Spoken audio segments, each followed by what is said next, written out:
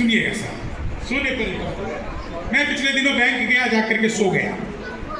आकर के मुझे गार्ड ने उठाया, बोला कोई सोने की जगह है। मैंने कहा जी आपने ऊपर बोर्ड टांग रखा है, हमारा बैंक सोने पर लोन देता है। मैं तो लोन लेने आया था, मुझे क्या पता सोना पड़ेगा।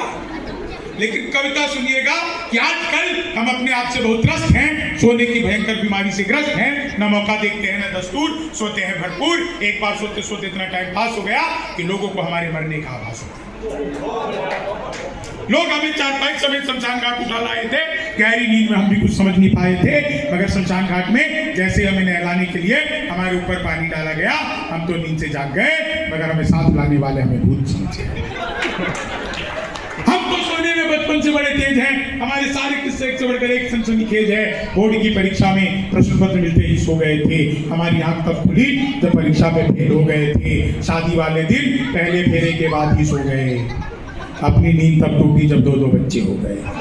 शादी वाले दिन पहले फेरे के बाद ही सो गए, अपनी नींद तब टूटी। समस्या ये नहीं है महिपाल सर कि मीठे मीठे सपनों में खो जाता हूँ, बिस्तर देखते ढेर हो जाता हूँ। समस्या ये है कि किसी के भी साथ कहीं भी सो जाता हूँ। समस्या ये है कि किसी के भी साथ कहीं भी सो जाता हूँ। हम ही नहीं, हमारे पिताजी भी सोने में बड़े होशियार थे। उन्हें जब रामलीला में कुंभकर्ण के रोल में इस साल सुलाया जाता था तो अगले साल की रामलीला में उठाया जाता था। दादाजी सोते सोते पैदा हुए, सोते सोते मरे थे। उनकी इस प्रतिभा से शहर के सारे लोग डरे थे। हम भी कुछ ज्यादा कर्म नहीं फरमा रहे हैं, सो परिवार की सोती हुई परंपरा को और सुला रहे हैं। अब तो बस यही तमन्ना है कि आप लोग हमें सम्मान के बदले दे दे चारपाई, साथ में एक रजाई। हम कल सम्मेलन खत्म होते ही यही सेक्टर 122 के आसपास कहीं सो जाएंगे।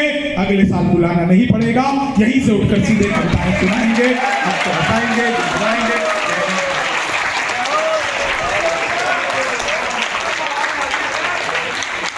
बहुत बहुत धन्यवाद, बहुत शानदार, अद्भुत, अद्वितीय, ऐतिहासिक। 5 मिनट में और आप लोगों का समय लूंगा। प्लीज जो जहां बैठे हैं बैठे